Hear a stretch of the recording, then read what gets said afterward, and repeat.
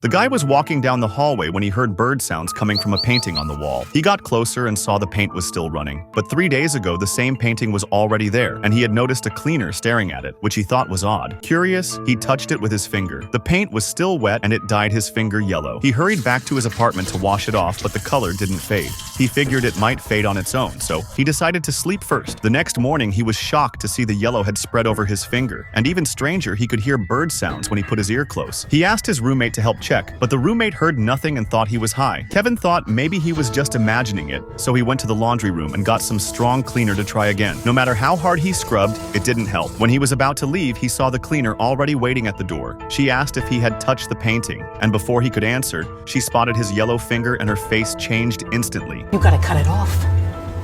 Cut what off?